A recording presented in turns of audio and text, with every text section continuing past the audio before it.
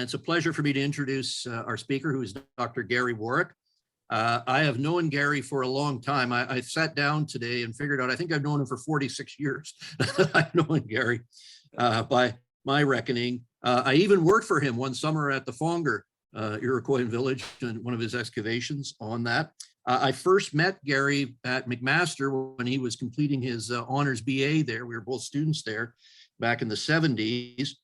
Gary went on to do his MA in archaeology at Simon Fraser University in Burnaby, BC. And then he went to do his PhD in anthropology at McGill University under the direction of the well-known eminent archaeologist, Dr. Bruce Trigger. Both Gary's MA and his PhD have been published. His MA, which is on Ontario Iroquois and Village Organization, was published by what was then called the National Museum of Man in its Mercury series papers. And his PhD was published in a very prestigious outlet, that is Cambridge University Press in the UK. And that dealt with a population history of the Wendat and Petun and so on that. He's published, after his PhD, he actually worked in CRM for about 10 years with the Ministry of Transportation out of their Central Ontario office. And then he moved into academia at Wilfred Laurier University at the Brantford campus. And moved through the ranks up to full professor. And he retired about, I guess, 2 years ago now. And he's now a professor emeritus at Wilfred Laurier. Besides his books, he's published many important publications in major journals: the Journal of World Prehistory, Archaeometry, the Journal of Archaeological Science, which to archaeologists are all prestigious journals, and so on there. Most recently, he published 2 articles in the Kiba, which is great. That's not a prestigious journal, but nonetheless, he did. He helps us catch up. And in fact, he published 2 articles on historic sites in the Six Nations, which is relevant to what he's going to talk about tonight. Gary's received numerous grants for his research. He's served on an impressive number of graduate student committees, and he's done a lot of administrative work. I could see looking at his CV, which you don't get much for doing it, but Gary's done more than his fair share, and he could have been a lot more productive academically. I'm sure he had a lot more, didn't have as much administrative stuff. I don't know what that sort of stuff is like. Anyway, he, in 2021, because of his all of the contributions that he's made to Ontario archaeology, he was presented with the James V. Wright Award for Lifetime Achievement in Ontario Archaeology. It's the highest honor that the OAS can give to an academic-based archaeologist. And I always remember that many years ago, people told me Gary is one of the nicest people you ever met. In fact, a couple of them told me he was the nicest person you would ever meet on there. In any event, without further ado, I'm going to turn it over to Gary, and he's going to talk to us tonight about Indigenous land relationships in the Grand River Valley, 1784 to 1851. Okay, welcome everyone. Thank you so much for signing in on this virtual presentation. Chris asked me, I don't know, a month and a half ago, or maybe not even that long, that you guys needed a speaker for February. And I thought, okay, well, I could put something together. And so what you're going to hear tonight is really, I published some of it. Other stuff I've been working on, literally working on the ideas for 20 some odd years, some of it, and some of it deserves publication. I need to work it up more. So you're going to hear kind of some of my rambling thoughts, but I've structured it around a particular time period, 1784 to 1851, meaning the really the arrival of Six Nations from New York State to the Grand River to settle.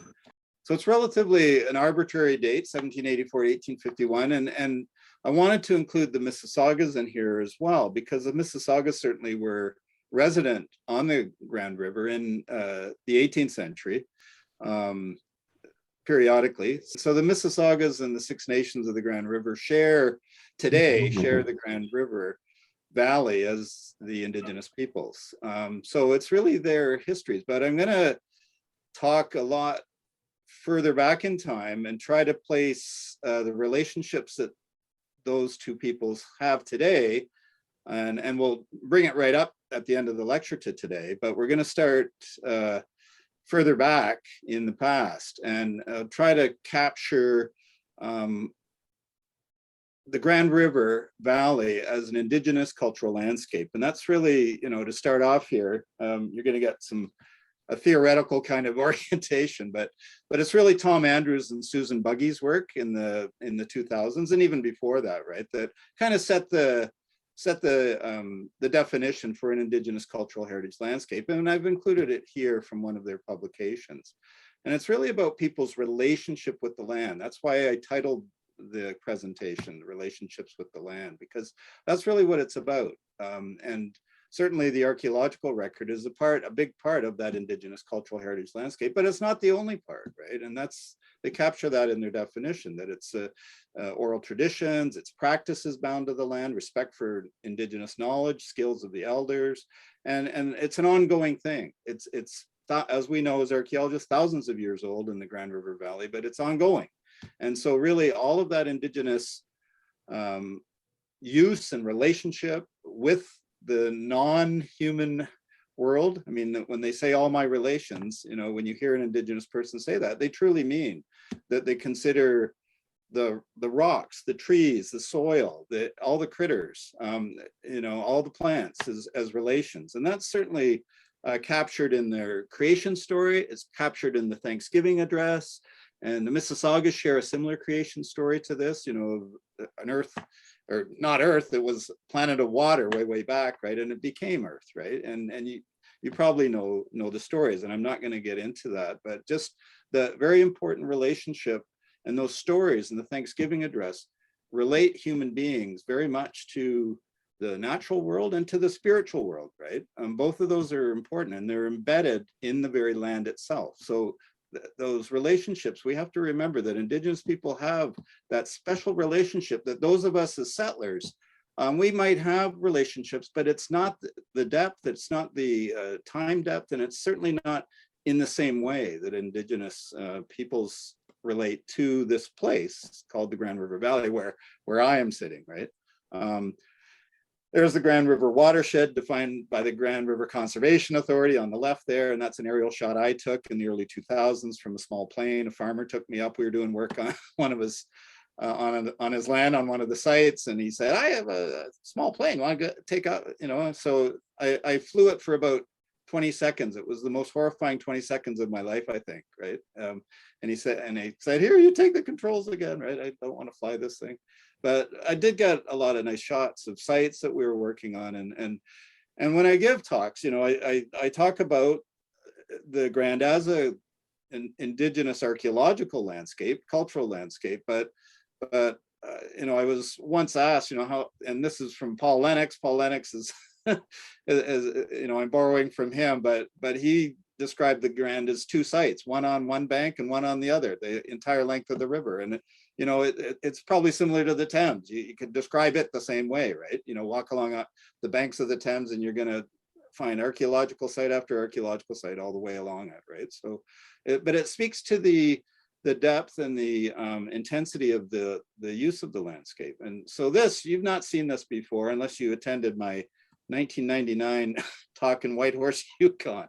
And so I've pilfered this from papers. I published some of it, but I kind of put it together just for this talk. Actually, put it together on this graph, and I boiled it down. This is the numbers up the side are numbers of people roughly. You can quibble with the numbers, but basically, what it's showing is kind of an exponential curve that takes off with Princess Point and agriculture, certainly in the late woodland times, Iroquois and Longhouse villages, the 17th century neutral, and then down a little bit. I haven't included the Mississaugas in here, but I should have, along with Six Nations. That would raise that final dot on the population curve up to about 2,500 if we included the Mississaugas, who were regularly using the Grand River watershed and continue to long after the Six Nations in 1784 settled on the banks of the Grand, the lower Grand River. The Mississaugas still had a village. It's shown on maps from the early 19th century. So the Mississaugas and the Six Nations of the Grand, they were there in a big way in the late 18th and certainly the 19th century. So you can see that curve though, and it's, as I said, you can quibble with the numbers, but what they're based on, really, if you want to know, is Ron Williamson did when the Thompson estate at Ruthven was closed out. They looked at the archaeological collection, the artifact collection, and there were literally hundreds, maybe even thousands of projectile points, and they were from, he collected them some himself, but a lot were from local landowners in the Lower Grand River, right? And so if you look at that as not a random sample, but really a long-term collection of area heads from fields in the Lower Grand, we can translate that. And people have done this with radiocarbon dates to get population numbers. They've done it with sites, the numbers of sites. And so I did a combination of numbers of sites and proportionally and the number of projectile points in that Ruthven collection to come up with some of these numbers. As I said, if you're interested, I can send you a copy of that 1999 paper where I explain kind of the rationale behind some of this, right?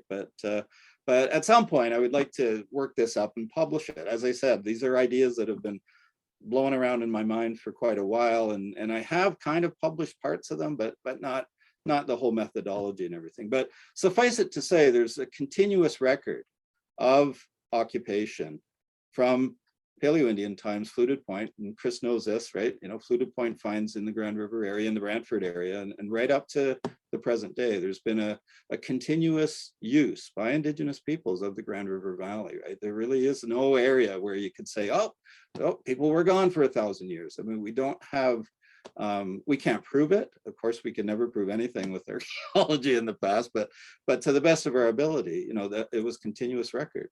So what you have is the Mississaugas and the Six Nations in the 18th century, the late 18th century, living together in the Grand River Valley. And that's what these images are trying to capture. The upper left is actually an early 20th century photo from the Onondaga Reservation in New York State. The lower right is not the Mississaugas, but their Anishinaabe cousins on the North Shore of Lake Huron, painted by Paul Kane in the 1840s, right? Of course, the wampum there below the photograph is the dish with one spoon wampum, where both the Mississaugas and the Haudenosaunee, Six Nations of the Grand River, talk about long-term treaties of sharing the land, right? Where basically the land is the bowl, you're allowed a spoon, not a knife, because you could cut somebody or hurt somebody, and you share. You don't take more than what you need, and you always leave some for the next generation, the next person's, or the non-human relations for that matter, right? And so that treaty is ages old. That's what I've been told by both Anishinaabe people as well as people, elders from Six Nations of the Grand River.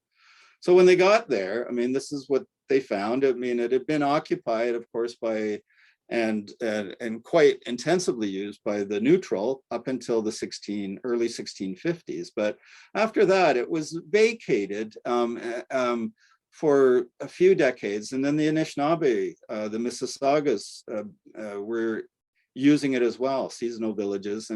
And finally, you know, it got to the point where Six Nations after the American Revolution came and settled on the Grand River, 1,800 of them.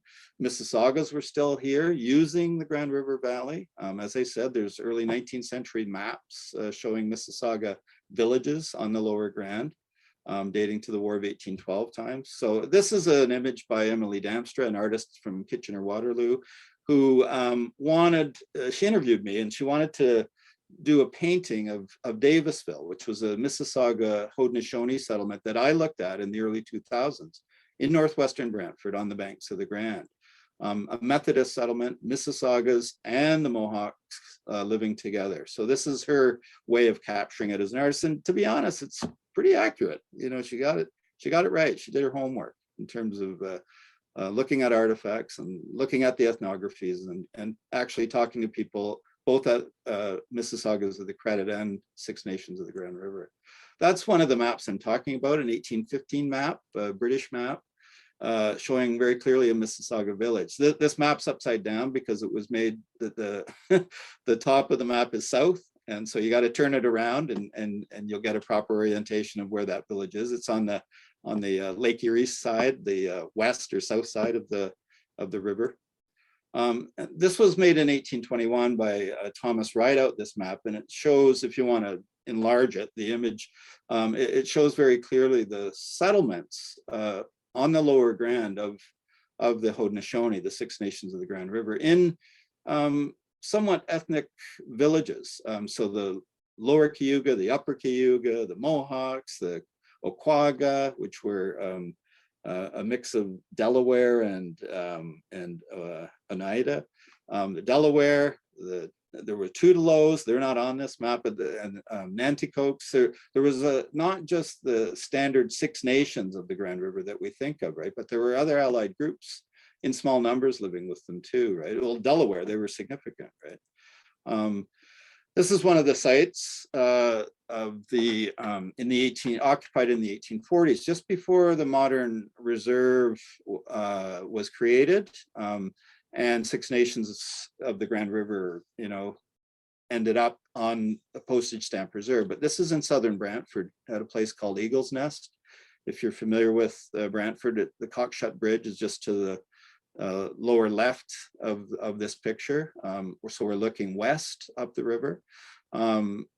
Real good area for fishing to this day. But that whole field that you see is covered in Princess Point material. So there's a number of, I would say, sequential villages, Princess Point material, covering, it goes for 500 meters or 600 meters along the river. And so does a sizable scatter of 19th century artifacts as well that speak to a Cayuga village that was there, that we know was there from map evidence, right?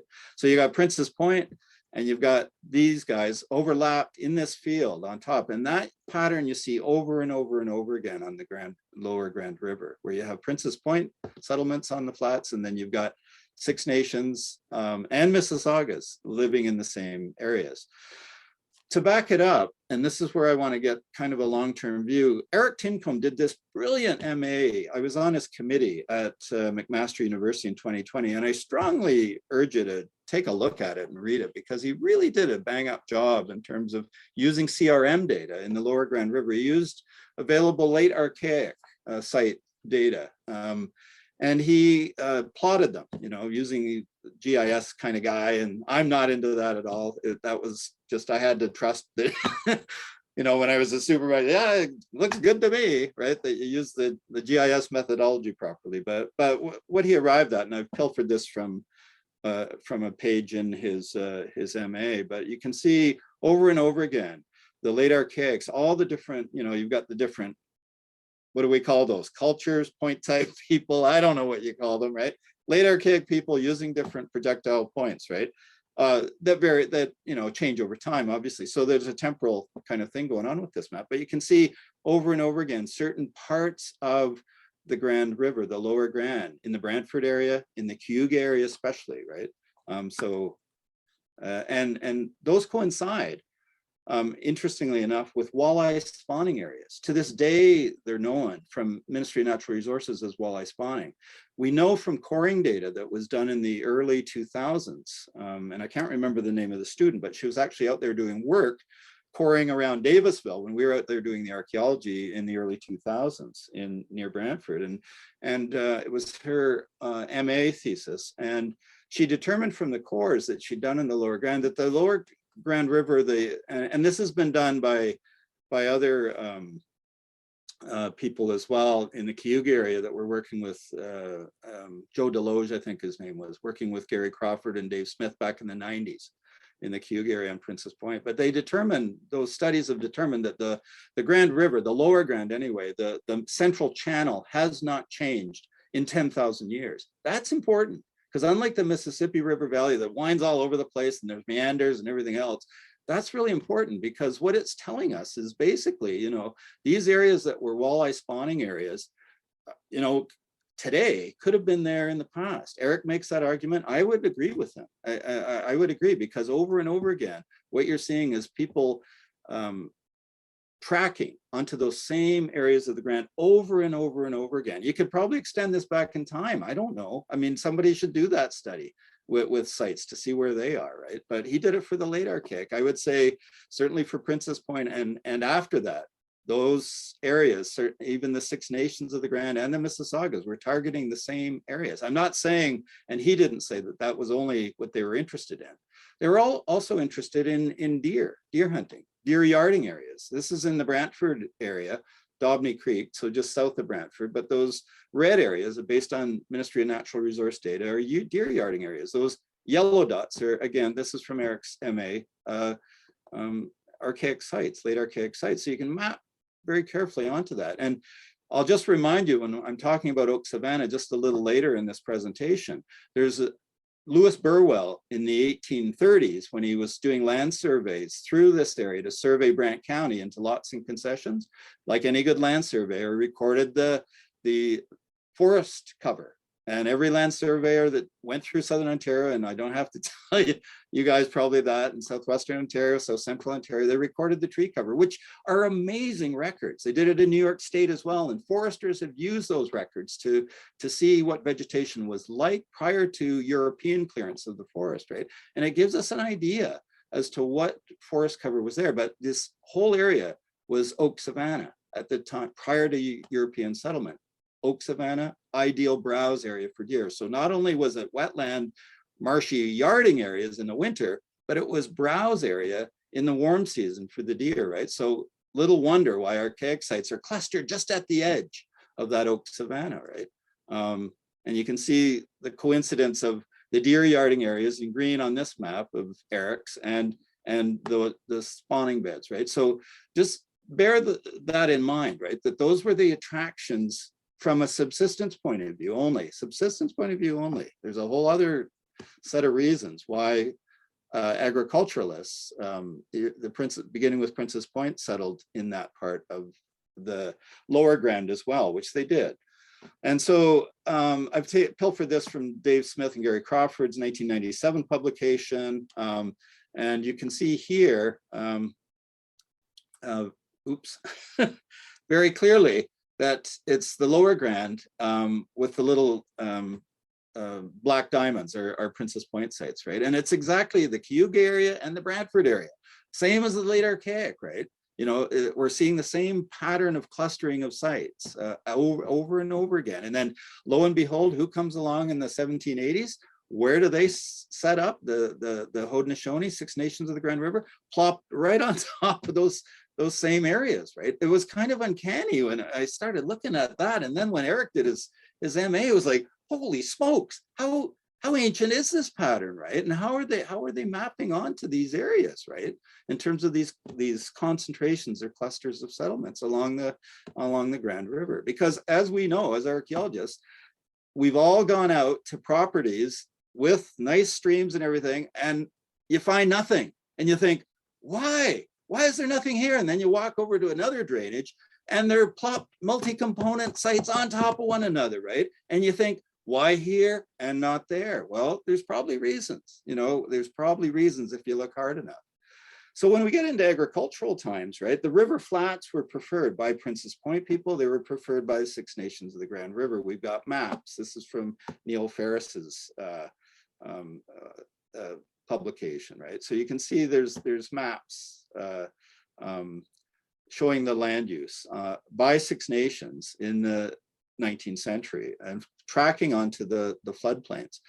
And this map is down the Lower Cayuga, down near Ruthven. And you can see cabins on the North Shore. You see Long Slink, and I can't read the other ones. But their fields are laid out on the flats across the river, because in this area, the upland areas along the river, it's a higher riverbank to the north, and then the river flats that flood seasonally, periodically on the south side. So again, targeting the river flats. Same thing in Davisville. This is Davisville, a map by Lewis Burwell. So same pattern that I just showed you, the two previous slides, where he's got Indian settlement, so meaning Davisville, the Mohawk cabins, and the Mississauga encampments, and then Indian farms. He's meaning fields, and we know that from his survey notes. I've looked at his survey notes, which are archived in the Brant County Museum and Archives here in Brantford. I've read through his survey notebooks, and yeah, he very clearly says those were cornfields, right? So that's how we know what Indian farms are on his map here, right? Thomas Davis himself, he had river flats that were being farmed, and it's very clearly marked on this Augustus Jones map from 1826. So we had all these maps. It was really easy to find Davisville. Davisville was a Mohawk settlement occupied sometime between 1800, 1805 to the early 1830s. There was a devastating flood in 1833 that literally would have picked up cabins if they were still there and washed them down the river. That was that bad of a flood. I mean, there were accounts of the entire lower part of Brantford being underwater for a couple of weeks. You had to walk on the tops of the fences to get from one area to another. Bridges had been washed out. It was devastating. That was 1833. And interestingly enough, the artifacts that we have from the Davisville sites, which are represented by the cabins, are the black dots on this map. The triangles are Mississauga encampments. That's a whole other paper that I'm going to be publishing soon in Ontario Archaeology. I hope it gets accepted, about how we recognize Mississauga encampments from the early 19th century, but that's a whole other presentation. So just trust me, just trust me that there are archaeological remains here of Davisville, and that's what these green triangles and the dots represent. The red rectangle is the Methodist Mission House that's recorded on Burwell's map. So there you have the archaeological remains of Davisville, right? And so we worked between 2000 and 2004, so 5 field seasons. We had the help of ministry interns, I guess they were called, archaeological interns. Neil Ferris loaned me them for a week and for a couple of years. And we had people from Six Nations of the Grand River on the cruise as well. They were students at the time at Laurier Brantford and wanted to know about archaeology. Joanne Thomas was one of them, and Owen Green. Some of you may know Owen Green, who works as a liaison officer for the Haudenosaunee Confederacy Council. So these arrows here showing you how close the Mississaugas, the red arrow, were living to the Mohawks. The black arrow, that's the cabin. There's a cold water stream draining into the Grand River. The Grand's flowing to the east and south, to the left of the screen, just to orient yourself. So south is to the top of the screen. We dug some squares, not very many. We didn't dig too much into the subsoil. We were more interested in getting an artifact count, doing as little damage as possible. These sites will never be developed because they're on the floodplain. Grand River Conservation Authority protects the floodplain from any kind of construction. So they're going to remain there for as long as the river flows, right? So we thought, okay, we'll do minimal damage, but very interested in knowing what was going on. This shows you, this is excavations on one of the Mohawk cabin sites.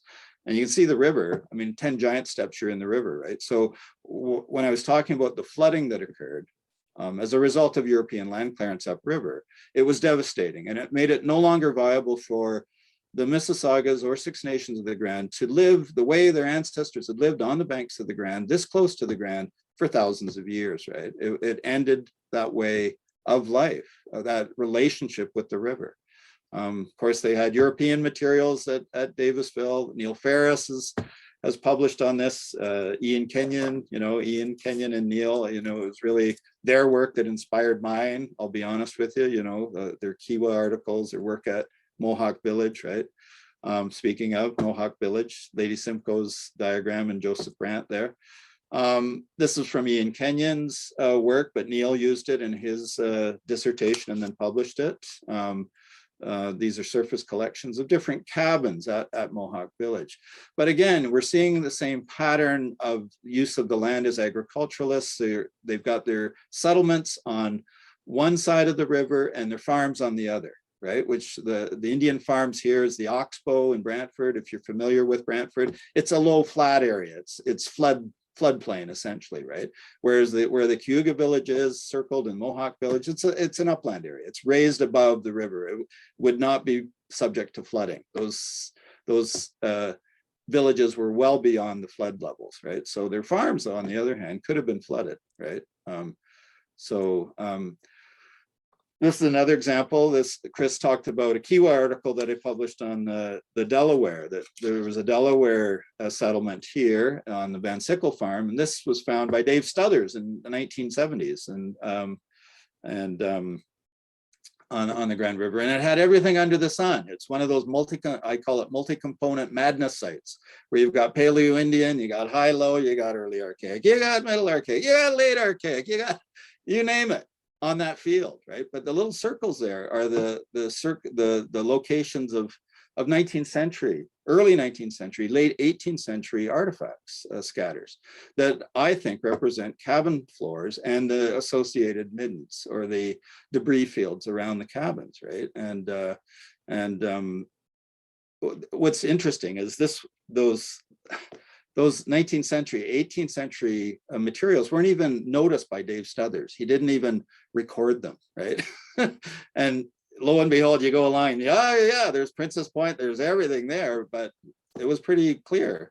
And you can see our flags sticking in one of those circles at one of the cabins. This is from the Van Sickle 1 site, right? Very clearly, there they were, right? So to back up, right, we know in late woodland times in the neutral, right, they were oriented to the Grand. I pilfered these images. These are not the Grand River.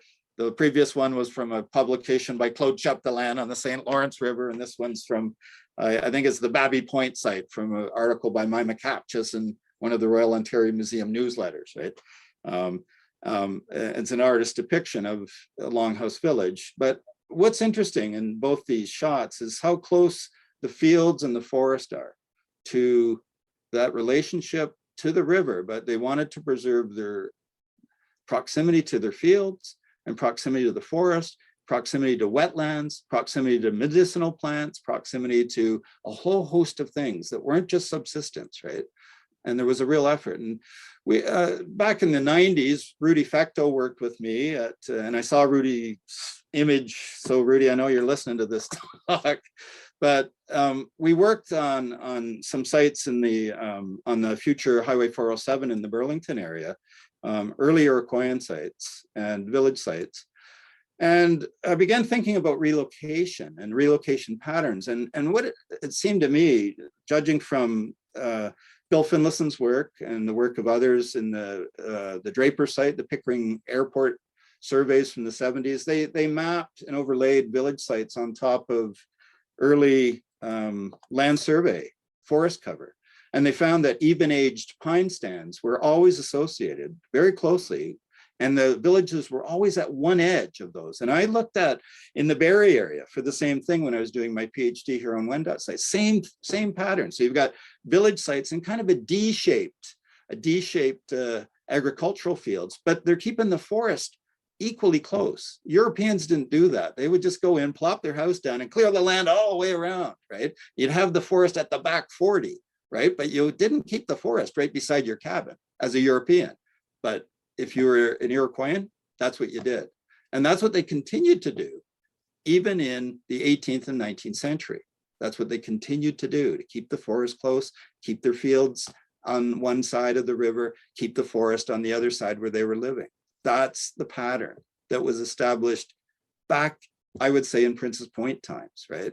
So to this day, they pride themselves, you know, here's the Google Earth map. You tell me where Six Nations of the Grand River Reserve is. It's pretty clear from this map. And I've stolen this idea from Norm Jacobs, an elder that I worked very closely with back in the early 2000s. And Norm would use this image, and Paul General, if you know Paul General, he in his lectures would use this image and say, well, you can see you can see Six Nations from outer space. Why? Because they've kept the forest cover. They do have farming there and they rent out a lot of the land, but there it is, right? Very clear to this day, right? So that relationship with their settlements to their fields and settlements to the forest, right beside one another. It's to this day, that pattern persists, right?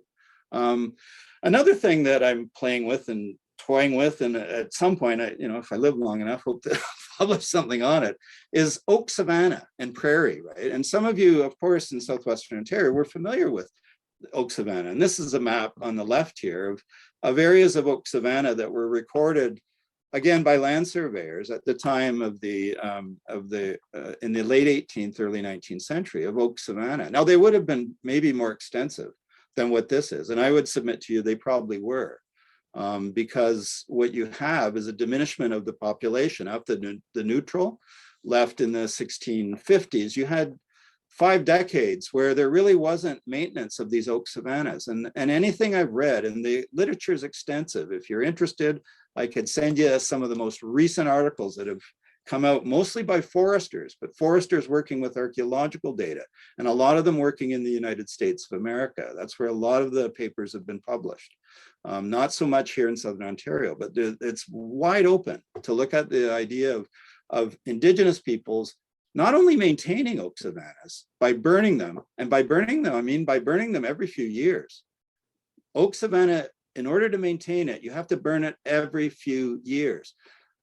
If you look at natural wildfires in a Carolinian forest, it's on a cycle of every 200 years or every 500 years. You're going to have a blaze that's going to burn down a forest in the Carolinian forest. It's totally different in the boreal forest, but we're talking Carolinian forest. That's not going to be sufficient to rely on natural fires to maintain oak savanna.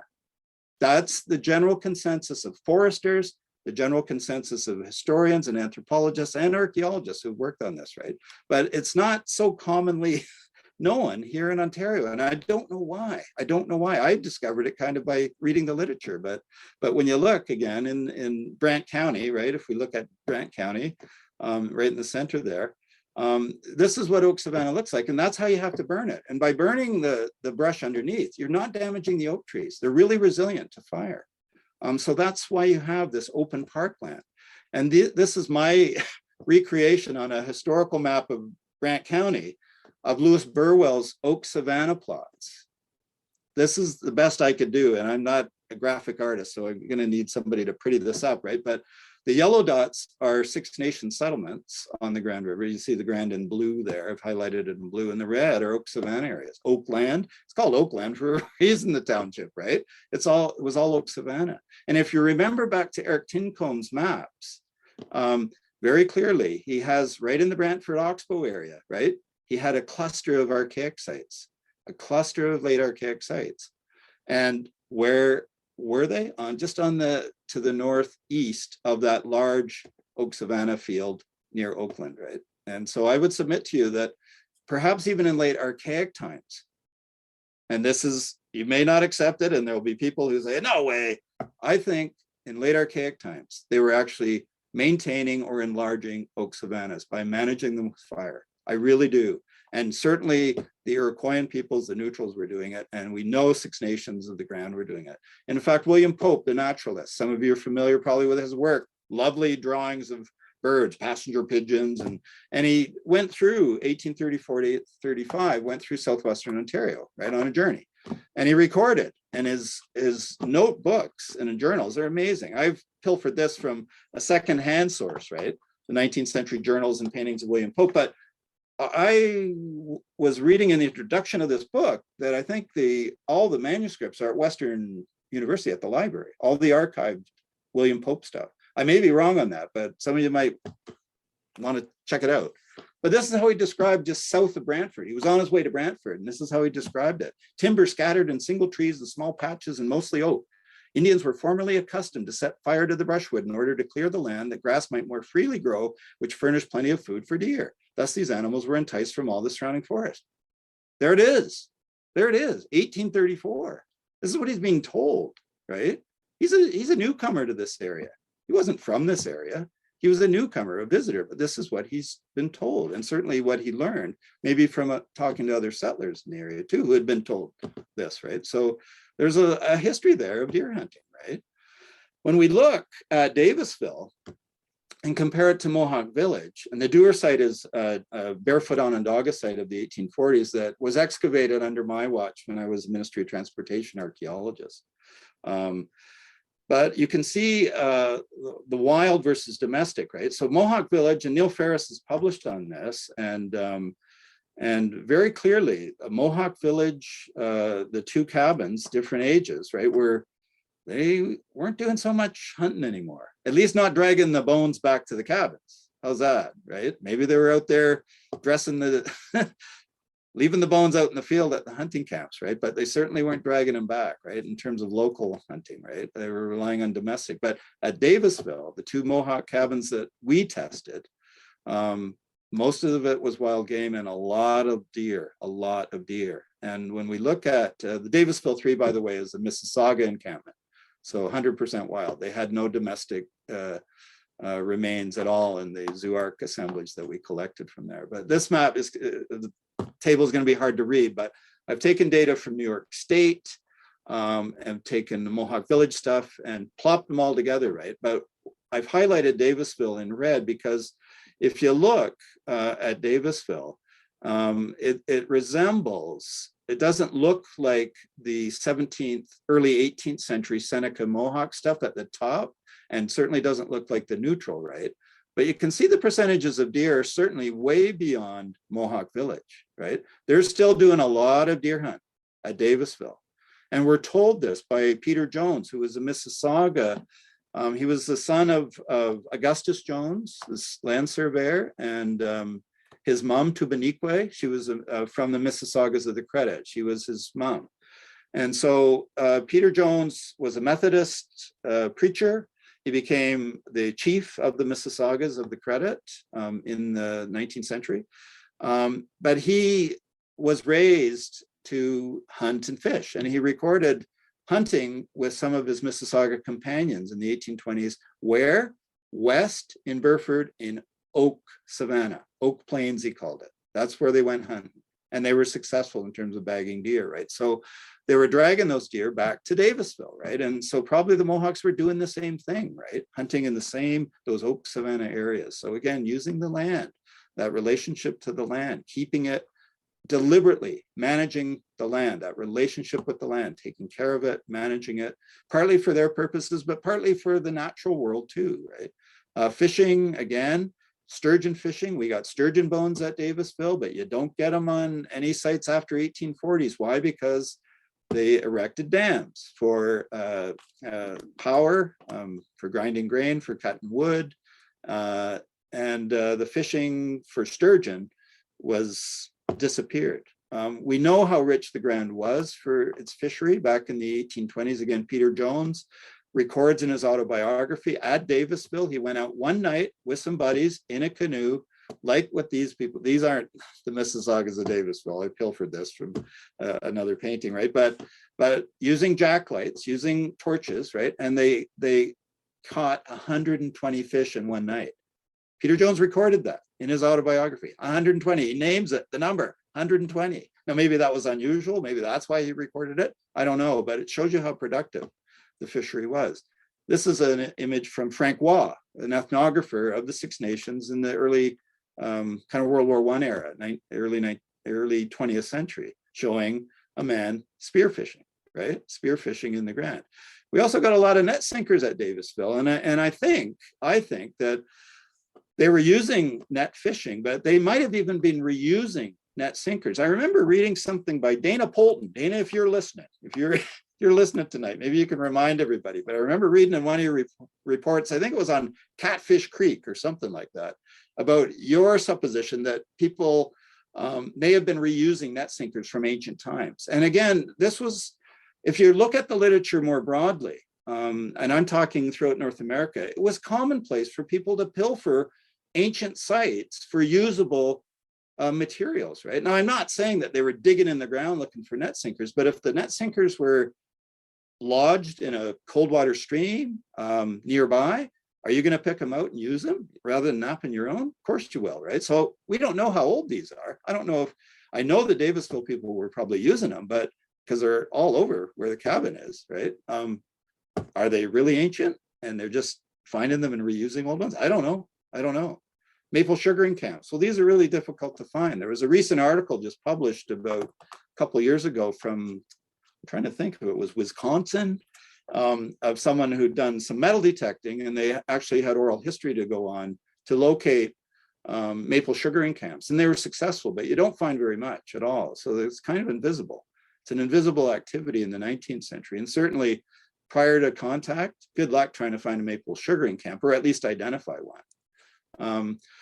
So by the time Europeans had got here and cleared all the land, that relationship, they were trying to break the indigenous relationship with the land. They knew how strong it was. They knew how powerful it was, but they had to break it because they had to settle and get the resources of the land, the timber, the agricultural land, well, they weren't doing a lot of hunting. Everyone thinks that pioneers were a bunch of Davy Crockett's out there hunting. They weren't. If you talk to any historical archaeologist, who's looked at early 19th century zoo ark assemblages from settler cabin sites, you're not going to find much in the way of wild game and fish, right? You might find little bits, but you're not going to find very much, right? So they needed to clear that land, right? And so Sarah Hunt, in a PhD in 2014, called it a colonial scape, the creation of colonial scapes, right? And so she calls them, that might be understood as representations of the space we now call Canada, which perpetuate and manifest colonial expressions of power. Colonial scapes thus cover over other spatial relations and representations as the colonial view blankets over these prior and deeper spatial orders. That's what she's talking about as an Indigenous scholar, right? So this map, this 19th century map, the stuff Lewis Burwell, by the way, when Lewis Burwell was doing all those surveys, guess who all his crew were? People from Six Nations of the Grand River. It's like, yeah, did they know what they were doing, right? Carving up the land to basically divest them of it, in a few years, right? I mean, they must have known, but I don't know. That boggles my mind, right? So this is what you've got as a 19th century landscape, and there it is, right? We think of that as, whoa, that's rural Ontario, isn't that beautiful, right? But it's not the relationship Indigenous peoples had with the land, right? At all, from what I've told you about, what I've described, right? The clearing of that land too, the creation of that colonial scape, if we can use, that terminology, it was like a glacial event. This is Davisville. We didn't get anything that was any earlier than modern times out of the top 20 centimeters of soil on the sites of Davisville. It gets even worse as you go down to Cayuga, where you've got like almost a meter of flood sediments on top of 19th century stuff, indigenous 19th century. So it was a glacial event, and that's what caused the flooding, right? And so you basically, not just in Ontario, but you can see from this set of maps from Dean Snow's book, The Iroquois, but this is a map produced by Six Nations of the Grand River. The red is what they have now as their reserve, part of it in Brantford, 200 acres in Brantford, which is part of the Mohawk former residential school. But this gray area is it's 1 million acres. That's what the Haldimand tract was, right? And a lot of it was taken by the government. Some of it was sold by Joseph Brant. They acknowledged that, but a lot of it was taken by squatters, and the government just stood by. The Mississaugas, they became part of that colonial escape. This was them. This is a Paul Kane painting, the upper left. This was them at Davisville. Lower right, Credit River, Mississauga Village. It was the very first experiment in Upper Canada of settling hunter-gatherer fishers down as agriculturalists in log cabins with fenced yards and livestock. And ironically, the Mississaugas became way more literate than their settler neighbors, but they lost the credit anyway and ended up back with the Six Nations of the Grand River, very much like how they were living at Davisville, right? It's kind of ironic how history does that. No thanks to people like Governor Peregrine Maitland. If you know anything about this guy, right? Oh, ultra-conservative, imperialist, right? He had no time at all for Indigenous people. In fact, he thought of the first idea of having industrial schools for Indigenous peoples. He was one of the architects of residential schools early on, right? And here's how he justified.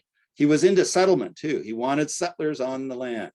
It is proposed that the reserve, and I can't do a British accent, so I'm not going to try, appropriated to that portion of the Mohawks, which is settled on the Grand River and which is no longer useful as a hunting ground. I showed you the Davisville stats for 1820s, right? Into the 1830s. They were doing a lot of hunting, right? But he's saying, no, they weren't. Being surrounded by settlements, be vested in a board of trustees to be disposed of by sale or lease for the benefit of Six Nations.